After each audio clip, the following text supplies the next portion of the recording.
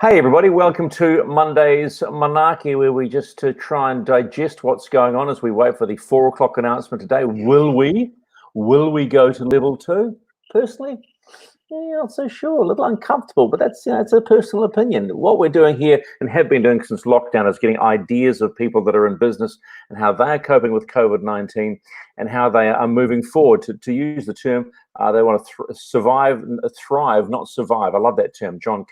Sir John Kerwin used it the other day with me, and I know today's guest will use the same term about wanting to thrive, not just survive, as we move forward into what will be the new normal. That special guest today is the boss. Well, that's what I'm told. He's the boss. He's the co-founder of Indigo, which actually bought Manaaki, and that, of course, is Pat MacFie. Hello, buddy. Hello, boss. I was trying not to crack up, man. That's so funny. Well, you know what? Let me give you this anecdote. Monty Beetham, who's part of your company, right? He's part of the deal. Yeah. Has spoken to me for weeks and weeks, and before this even happened, about this Pat MacFie, and I had no idea. But the way he spoke about you was almost inspirational, and it said much about the culture that you and your team at Indigo, aka Manaaki, as we move forward about this discussion, says. So I think you should be quite proud that what you have created in your innovation startup of Indigo has resonated with one man who had a huge impression on me when he taught me how to fight, or attempted to taught me how to fight. And so the parallels are amazing when it comes to sport and this. So welcome aboard to your own platform, by the way. I know. Of course, you've been doing this on Instagram Live and things like that. So, hey, look, let's give people that don't know who the hell you are some context. Who's Pat MacFie? Yep. Pat MacFie, dad of 2, New Zealander, Maori, husband to Jada. She's somebody she's a crazy woman. Crazy, amazingly bro. Crazy. Yeah, she keeps us all in line. Professionally, probably the last half a decade, I've worked in the technology space. I was global director of media at Xero, leading the brand's global brand narrative around the world, specifically towards driving growth. Obviously, really super big success story for New Zealand, and the dominant player in its space all around the world. And so, was there for the best part of 5 years, and then more like mid last year, I think it was about July, just decided to leave and to look for a new challenge. I was really inspired by the level of impact Xero had around the world, and then hoped to bring that same sort of insight into smaller organizations, a lot like the organizations that Manaaki has been set up to help, but to really bring that level of understanding and execution into this world where businesses want to grow. They just may not have the insight that the big guys have. And when you go inside an organization like Xero and you get to sit down face to face with the guys from Facebook or Google or any of those big global platforms, and they give you the direct writing orders on how to utilize their platforms to enable growth, and you see these massive systems and all those types of things, just being able to offer that to small to medium sized organizations was really the inspiration behind starting Indigo.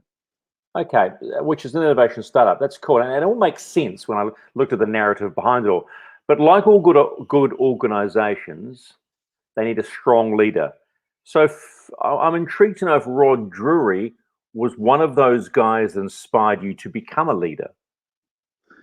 Rod Drury, I learned different things from a whole bunch of people. My greatest inspiration in terms of a leader in my life is my mother. She worked 2 jobs as a cleaner. She was a cleaner in the food court during the day. She was a cleaner at the hospital at night. She did that as a solo mum. She saved a deposit, enough money to buy herself a house and create a future for myself and my family. So that's leadership 101 for me. So you take different things from different people. Rod is an incredible example of pathogenic focus on an outcome. Pathogenic, just like a virus. Oh, sure. Is that cool to say that right now? It's just that I don't know if it's cool, but it's the truth. The guy has focus just like you would not believe. And in the viral aspect of it, it's just like it comes, it invades the host, it takes over, and then it moves to the next thing. You know, a lot of people will see downside to that, but if you ask me what the lesson was from that guy, then that's one of the things. The other thing that he understands is culture and how to build culture inside of an organization, so that everybody is completely aligned with the vision of that organization to the extent that we share the same vernacular. And that may sound like fanaticism to some people. Cultism, but, maybe? Yeah, cultism. And it's definitely called the cult of zero. And everybody that works in there are called zeros. And you know, you see the accountants that are part of the partnership channel there, and they're bought into it like it's an absolute cult. Can I jump in there? Because it always reminds me of some of these movies I've seen about the likes of Facebook and Google, where you basically live and breathe. It's almost an American idea of work. Am I on that track?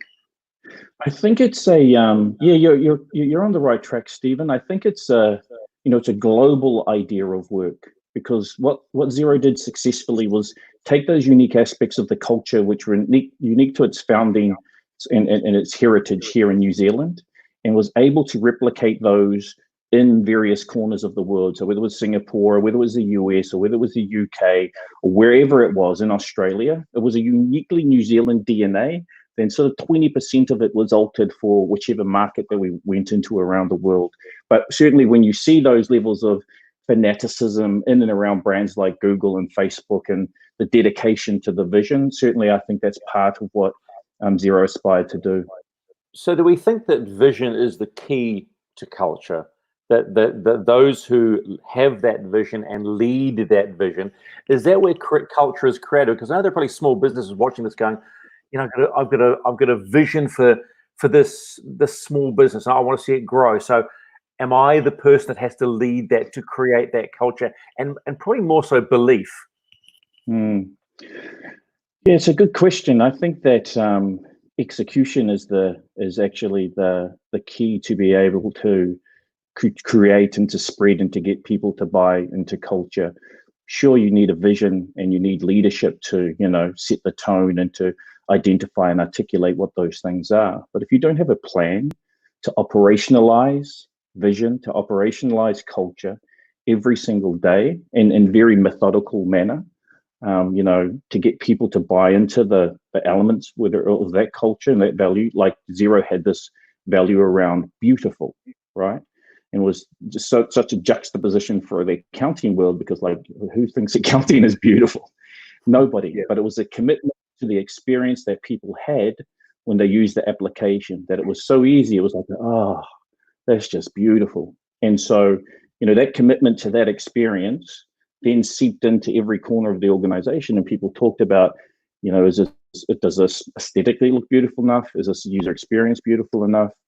So that, you know, every day people are using those values inside of the organization. That comes from management, that comes from belief, that comes from repetition, all those types of things that, you know, you need to do to bed in culture, because it's like, it doesn't happen overnight. Yeah, it's, for me, the analogy I use in the barest of terms, when you talk about everything having a plan, being planned and working off from that, is the job I do, and we work with Monty, and everybody says, oh, you guys work so comfortably together because that's, you know, you look like you know what you're doing. Well, we do, because it's planned.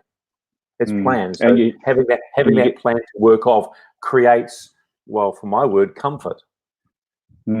Yeah, comfort, ease, all those things that begin to happen seamlessly, that come through you. Like, you guys have been working together for a long time as well. So you just understand the nuance of the way that you communicate. He'll hear something in your tone and he'll know that you're about to throw to him or throw to somebody else. And then those things. But the same in business, right? Because of the terminology that each of those zeros use, they know where they're going. So it all just flows, and you've got to have flow, right?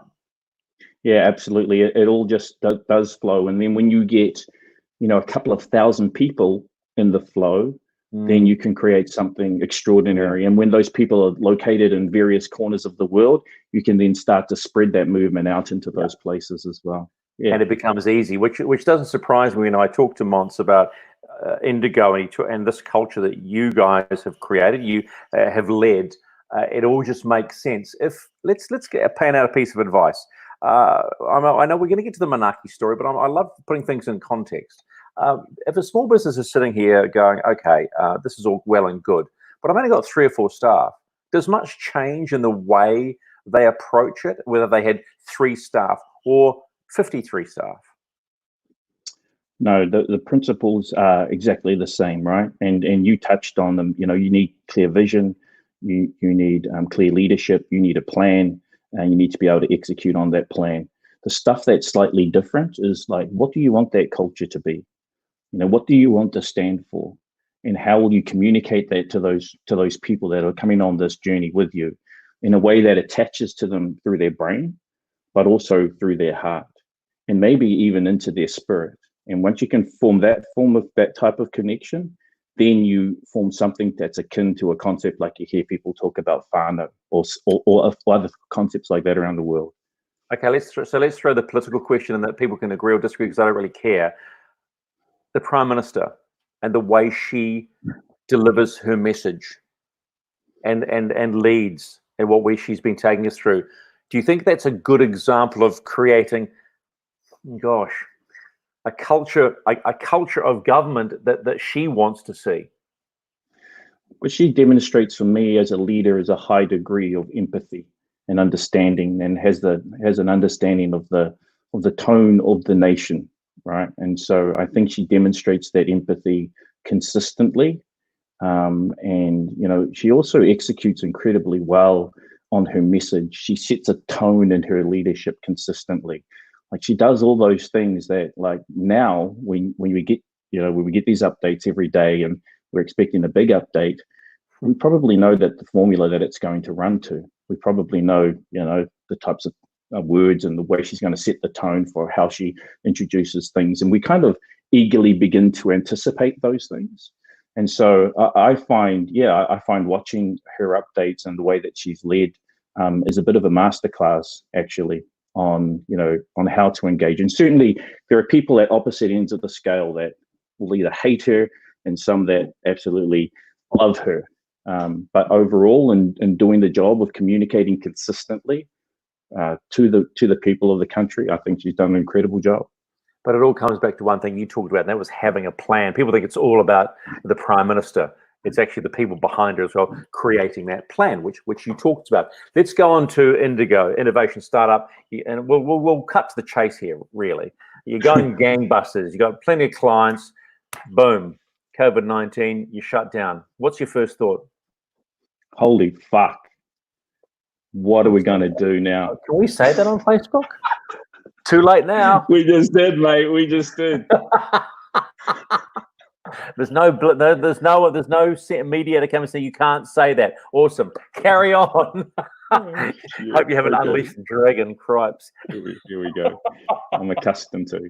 Yeah, you know, but you know what? It was literally that. It was literally that. This is what happened on Friday. Get this, bro. I nearly swore again. On Friday, the 13th of March, of all bloody days, right? We go home. You know, we've been talking to clients that week, and they kind of say, oh, we're going to stand by and see what happens. By the time we get back on Monday, like we were closing on an investment deal with 4 investors, all pulled out. By the time we get to work on Monday, we had $500,000, slightly over, worth of work just be put on hold. And that's us. We got our 3 very small clients left, and we're kind of, that's the writing on the wall. Gone burger. Okay, some people react well in a crisis, others don't. It would appear that you went, crisis, okay, what's next? Now, it's the great entrepreneurs that do that. They look at the positive, the glass half full rather than the glass half empty. So where the heck did Manaaki spring from? And intent is part of it, is the intent, right? So as COVID was beginning to hit, Andy and I had Andy Hamilton, who's one of the other co-founders of Manaaki. We've been having chats. We're seeing the case count going up, and what there was no visibility of at that point in time was the impact that it was going to have on business, because we were all, quite rightly, very focused on our own personal health and the situation there. But, you know, as we continue to speak about it, we're like, dude, this is going to it's going to put the full brakes on the economy. Like everything's going to stop. And because of my roots at Xero, I've become like, you know, a real big advocate for small business. We've heard this term, the backbone of our economy and our nation, used so many times. Yeah. And so in very pragmatic terms, that's the guys that sponsor the meat pack at the school gala. They're the people that sponsor the uniforms for the sports team. They give us the van to drive down the road to our sports games. Like they do very pragmatic stuff. You know, and the money that they pay into the community to their staff, it supports families, it supports bloody church groups, it supports our interests. It's fundamental to our way of life beyond what the stats tell us. And so that really, really got me, because I'd spent, you know, 4.5, 5 years at Xero, and their mission is small business. And so knowing this was coming, I just, you know, increasingly was filled with this sense of bloody fear. What's going to happen here for myself, but also what's going to happen to all of us? And so when that hit us and we got basically shut down in 72 hours, it's messed up, bro. I don't even know why I thought this way, but it was just like, this is shit for us, but it must be shit for everybody else as well. Yeah. Like everybody else must be hurting. And one thing that Andy and I had talked about through this whole situation was, we know it's going to come. We're within a few days or a week of it coming. One thing that we must do, and Mons and Jada and I spoke about this, we must do everything that we can to A, stay open, to B, keep our staff employed. And if we can, let's find a way to keep them fully employed so they don't have to take the hit, because we know it's their kids, it's those communities that take the hit. And so as messed up as the situation was, you know, Indigo is a design and innovation company. And so, you know, the challenge of the moment was sort of at the forefront as well. We're like, okay, we're pretty much dead in the water here. And there's all these other small businesses that have a real issue right now too. What are they going to do? Are we just going to talk shit and be like, we're an innovation company, we're consultants, come pay us $1,250 an hour? Or are we actually going to do something? Bro, settle down. Christ. Slip of the mouth. Slip of the tongue. But you know, are we just going to talk shit? Are we actually going to do something? And you know, as crazy as it seemed to us, we were like, okay, we're going to do something. And I was like, are we really? Because like we can't afford it. Like we got jack shit money. We're like, what are we going to, like, how are we actually going to do this? Are we going to do this? And it was like that for, you know, a couple of days, until the moment we realized no one else was going to do anything. So we had to step up. What sort of people, though, think like you, worrying about everybody else? I know you're worrying about yourself, but you're worrying about everybody else and looking around and go, well, no one else is doing it, so let's do it. I mean, where do you draw that from? Well, I'm not too sure. I'm not too sure, Stephen. I don't really have the answer to that question. All I know is that, like, in the face of, like, you know, a tragedy that's about to unfold, do you step in to help? Do you throw yourself in the way, in harm's way, so that it would help somebody else, or do you just let it pass? Do you just watch that situation go by? Yeah, look, and you're right. And most of us will go and let someone else do the hard yards, right? I think it's a human reaction. So okay, let's move on. Manaaki, the meaning of Manaaki and the setting the platform up. How long did that take? I'll just say one more thing and then I'll answer your question, because I think I know the answer. It's my mum, right? It's my mum. It's my mum that taught me that. It's in the moment that, like, I got to observe her, you know, coming home very late at night and getting up very early in the morning because she wanted to do something for us. And the way that she exhibited all the elements of the way that she was raised, right? And she was raised just out in the country. Hard. She'd tell hard life, you know, no shoes, standing in cow dung to keep your feet warm on the way to school, like all that type of stuff. And so, you know, and she's the person that taught me what it means to have Manaaki, what it means to help others. And so I think that's where it comes from. Okay, so then you get, and that's beautiful, man, because it is how we're raised. And, you know, we try and instill this to our children, but I sometimes think some of us miss the boat a little bit, because when you and I were growing up, I came from a small country town. There's nothing flashed. Dad was working the sawmill, that sort of stuff. And that made me who I am, made you who you are, because of what we saw. And I think values, and I think that's a really strong word, values are something that's missing, that mums and dads have got to figure with their kids a lot harder. And I mean harder now too. You've got to be a little bit tougher. Anyway, I digress. Manaaki set up. That's hard, bro. Sorry, that's hard. Just to speak on that 1 second. That's really hard though, right? Because when you have a bloody hard as life, like the last thing you want your kids is to have like shit life, like hard as life. We don't. Like, no, we don't. So you want to protect them from all that stuff. And we used to have people trying to come and burgle our house every Friday because my mum was a solo mum. Who knows what they would have done if they would have got in the house. But and so you want to protect your kids from that, but still you want to teach them, resilience and how to be able to deal with the challenges that life will throw you away. So most importantly too, Pat, think for themselves. We've got to teach our kids to think for themselves and not do everything for them. Absolutely. You got to learn to think, for starters, right? What's the first thought? Because thought informs action. So if your thinking mechanism is all stuffed up and you don't have the right frameworks to think well, then how are you going to take a good action next step? Anyway, we double digress. No, that's what it's about, Ran, because that's the conversation, and the most important part of what Manaaki is about is having the conversation, right? And that's probably another part of why you went for it, to have the conversation, to open up people to what's going on, and to simply look at a place for help.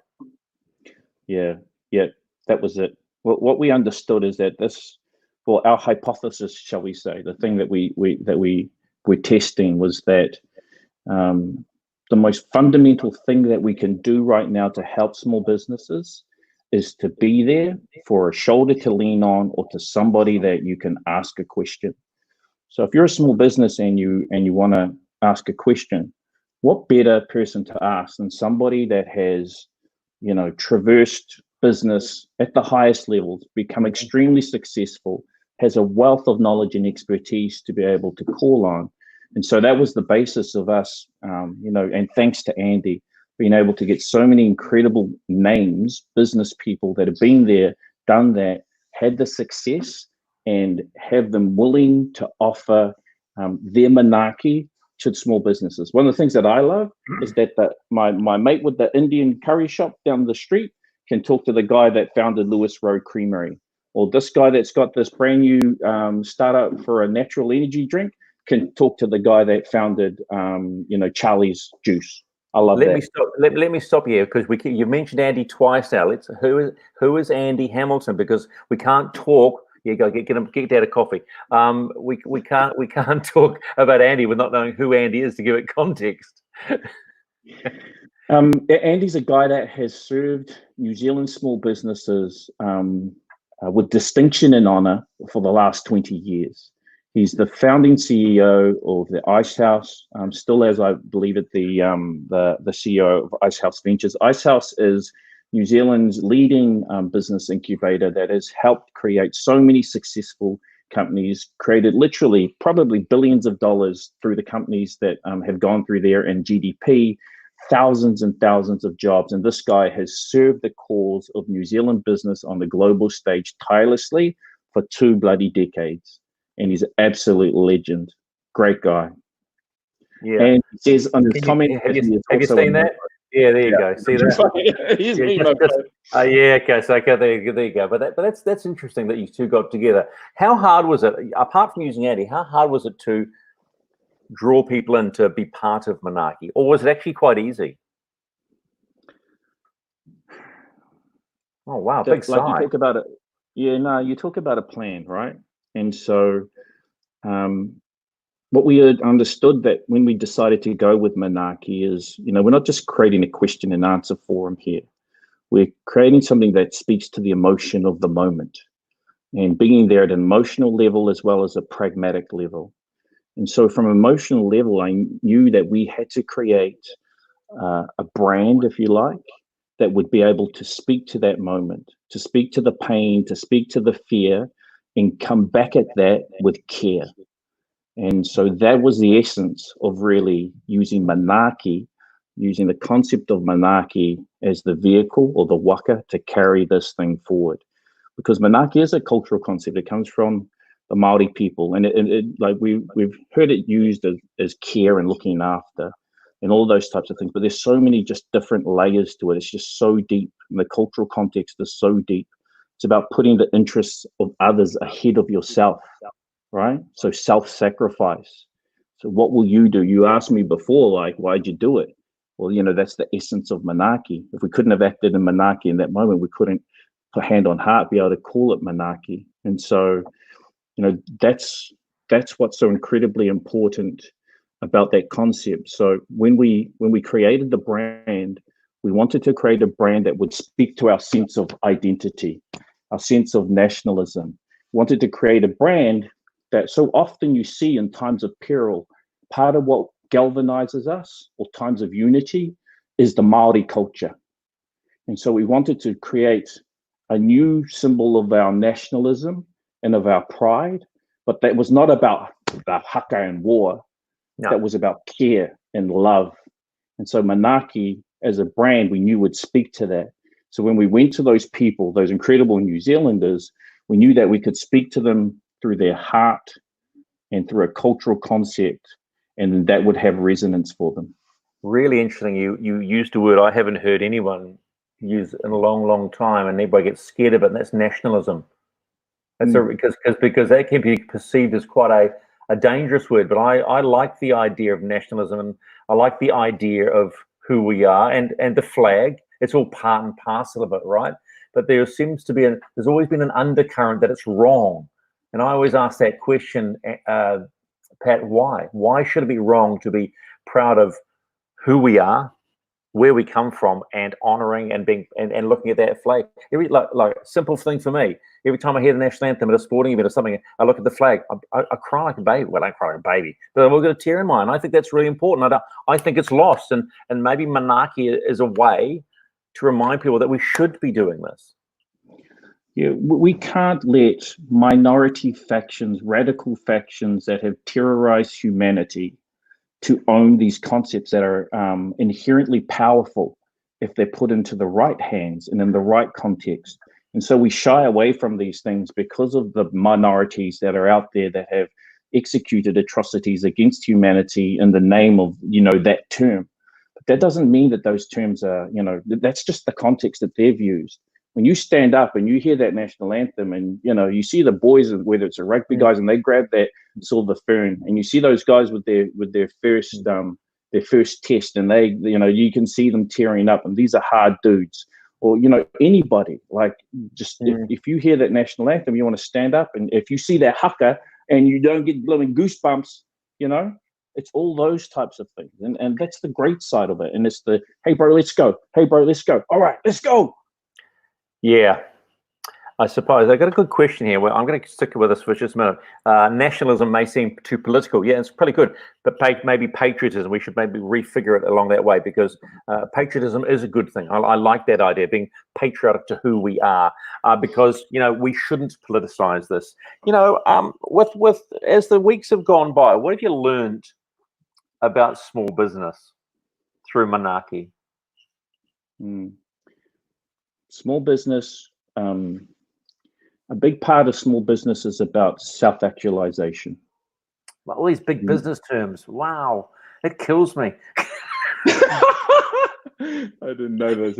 Yeah, but I know about it. Yeah, you like a person that starts a business is a person that chooses not to go down the normal path, right? They choose not to get a job, go into a career, work those 40 days, they choose something different for themselves. And they have a why that's unique and very personal to them, right? And they want success on their own terms. And not everybody is into making heaps of money. Like, they just want a bit of flexibility inside of their own lives to make decisions and do those things. Cheer sisters. I asked that question. I think my phrase was, I don't know if this is an ethical question to ask, but you don't look like you're the sort of person that wants to make a lot of money. And she sort of got it and didn't get it. And she said, well, I got to pay my bills. But I got that impression that they were doing, because from exactly what you said, and this is a company that runs 7 people. I couldn't believe it. Unbelievable. I was watching that. I was like, 7 people? No way they're that small. Yeah. Where are these bottles coming from? How the hell does that work? You know, but massive impact. Yeah. So I think a big part of it is like, okay, no, I just actually want to live life on my own terms. I want a bit of self-determination. I want the flexibility to maybe, spend more time with my kids, and I can design my life around that, or actually have lofty ambitions and I want to change the world. But whatever the reason is, it's very personal to them, and they choose not to follow the traditional path to self-actualize, to realize their life's goals and the lifestyle that they want. And so whatever that is, big or small, I think that's central to why they do it. And I think that's powerful, because you're choosing life on your terms. You're choosing to do, and to follow your version of the dream. And I think people, too often just let the world dictate what you're going to do, or you get crushed down by the system. So I've got so much admiration for these guys and the level of determination and resilience they have towards living life on their terms. So I think that's the thing that's come home for me. What evidence have you got from the platform of seeing what you is doing, what this is doing, what Manaaki is doing, is actually having an effect in helping people get through it, both, as you said, emotionally, but also from a business perspective? Yeah, literally hundreds and thousands of pieces of comments and content that have come back just saying that this has actually made a real difference. Everything from, it was just good to be able to share my burden and have some people actually show that, someone gives a shit right now, because I don't feel like this person gives a shit, or that organization gives a shit, or whatever the case may be. And even more recently with, a small business, She Styles. And we, as you know, we've been running a promotion to give away 1,000 websites. Yeah, and cool. just over the weekend, she got her website up end of last week. She's making her first sales right now. And she is just so bloody thankful that now that's happening. I suppose and sometimes, Pat, people just need a little tap, say, hey, try this. But the big thing I always tell my kids, if you don't know something, and this applies to business as well, particularly now, ask. Just ask. How hard can it be? And there's She Styles is now going, wow, maybe now this woman, is it a woman? You said she, right? Yeah. We'll see her business rock, because I'm noticing too how online has grown in this period.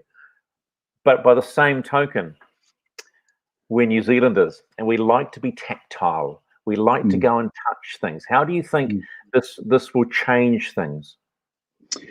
I think the most positive benefit to come out of this whole situation is that what Manaaki has shown us is that we had a big gap in digital capability, just the basics inside of our SMEs. We didn't really know how to engage in social media beyond going and paying a bunch of money for AdWords or for Facebook ads. You mean Monty Beatham? If anyone knows social, he knows social back to front. Come on. Oh, man. I mean, we've got a team of incredible individuals that, and Artie as well, and Roger and Dylan and Jazz, and, all our team that just know that stuff back to front. But, just this digital capability gap was showing up. And so it was so great to be able to launch that initiative. And I think one of the good things to come out of it now is we have a recognition that we have a problem as a small business in the digital space, but now we have solutions in place. Are we tactile? Yes. Do we want to get out there? Yes. Are we social people that enjoy a yarn over a coffee or a couple of beers? Absolutely. But now, do we have a game plan for digital as well? Yes, we do. And that's great. Where does Manaaki go from here? Because I get to think you've unleashed the beast and it's now almost like a necessity. You've become a necessity. So now you have to become that everyday thing that people go, I need to ask a question. I need to go to Manaaki. Is that the plan? Absolutely. We will always be here. You talked about from survive to thrive. I think there's a bit in the middle that's called revive, right? Revive, where we figure out what the new normal is, where we build the capability that's going to enable us to be able to then thrive in the new normal. So I think that, we see it now that we're in revive, we're starting to resuscitate small business now. And so we're there through every step of the journey. We created the 1,000 websites initiative because we saw a big gap in digital capability based on what we saw in the data. So we'll continue to not only be there to answer the questions, but we'll also be those disruptors that just go, okay, next thing is this, and here's 100,000 free versions of that, you know? And so we're going to be there through the whole journey. One of the things that we don't want people to forget going into level 2, whenever that is please don't forget all those words that you spoke about care, all those things that you said about supporting local, all those reflections that you had in the time that you were locked up in your bubble where you go, oh, there's actually a better way. Oh, I don't need all the superfluous shit in my life. You know, I'm going to get out there and I'm going to live just a little bit more minimal, and I'm going to support the businesses down the road, and I'm just going to drive by them. I'm actually going to stop. Please don't forget the stuff that you spoke. Please actually go out there and do that. And so the thing that we're thinking about next for Manaaki is how do we galvanize that message in the hearts of New Zealanders so that it's there forever, and that local and small business and New Zealand business is always part of what they're considering, not just as a McDonald's or KFC. Yeah, and that's where you're gonna bang heads with the big boys, right? I interviewed a guy. I think it was here, Tim McLeod, Eat Local, right? The guy that set up the website. And then when it came to the crunch, he went, "I'm not ready. I can't do this. I don't want this to fall over." And he said, "I can't be like an Uber." I think he used them as an example of dropping $6 million to push it, that we're here. He said, "I just got to take my time." And I think those are the people that I was inspired by. The guy, when he finally got going, I rang him and said, "Congratulations." And he said, "Really?" I said, "Mate, you've just done something. You're paying people out of your own pocket. You're doing something to get people back into work." And he struggled to understand that someone could just ring up and say thanks. And I said, and it's those people that we need to remember too, to support. Otherwise, we will allow Big Brother, you know, the internationals, to roll over. Yeah, I mean, because this is life, right? This is what it's about. It's shown up the gaps. We've got major gaps in our financial system. The fact that we have these huge banks that just take billions of dollars out of our economy every single year. $4.2 billion, I think, thereabouts, in the 4 Australian banks. But just thought I'd throw that one in. So, you know, we have major hang on, bro. I'm just going to shut the door and my dogs are coming. You know, my dog's static. My green dog's static in the back. It's all right. No dramas on that. Cool. Oh, that was an angry bang. What sort of dog is it? He's a puppy. He's a French Mastiff. Hey, beautiful. I think because I've seen a beautiful pup. Have you got him toilet trained yet? A little bit. Nah. He's on this. He's on his path. Nah. So let's just carry on the thread of the conversation we were with looking after local and managing. I think the key word. I got a question. Yeah.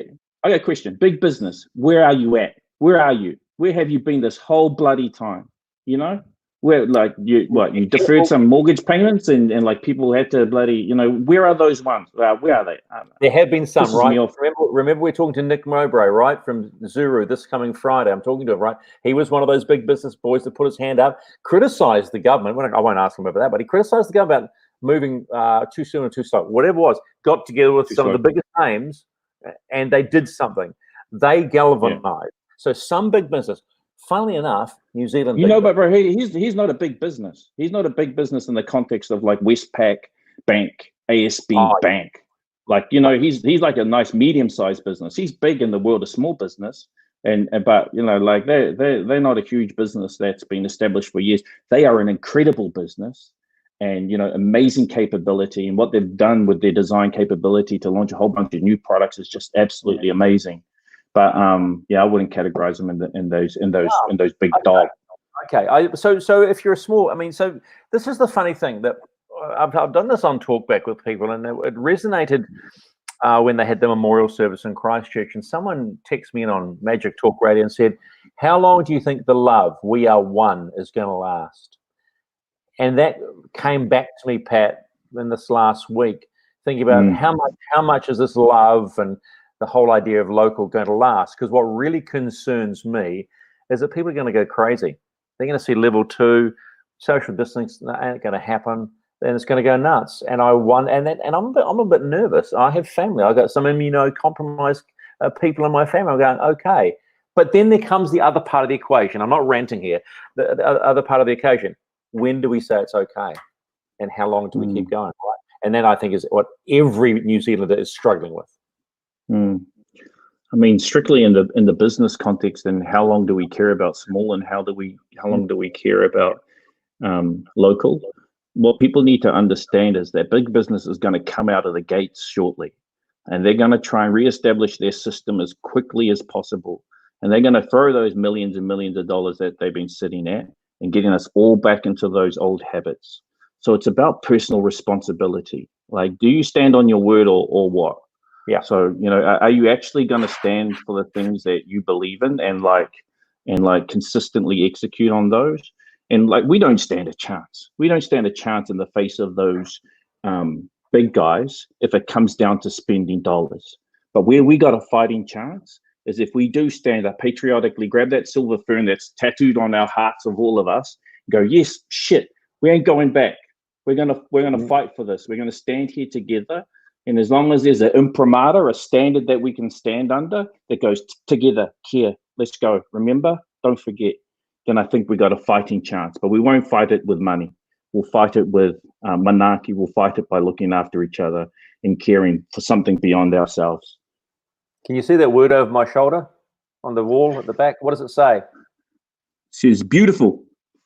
And that's what you just said. It was beautiful. That's what we'll call it today, buddy. I appreciate that. It was really cool. Appreciate it. Take care. And can I just say, while I'm still doing this, and it's fun to do, thanks for letting me be part of Manaaki, because I'm learning on the run and meeting a whole lot of amazing New Zealanders that I wouldn't have had the chance to do. And you guys are, for want of a better word, killing it. It's good. Bro, can I just, on behalf of all of our team at Manaaki, you know, and Indigo, we're just a small team. We're just a small business, and you know, we're not a big business, and we're doing this because of all the reasons we've spoken about today. And without people like yourself, without your Manaaki, then this doesn't happen. And that's so much of what this organization, this whole movement is about. So thank you, brother. Thank you so much. Too easy. Talk soon. There you go, Pat MacFie, the man behind Indigo and co-founder of Manaaki, which is what we are here today.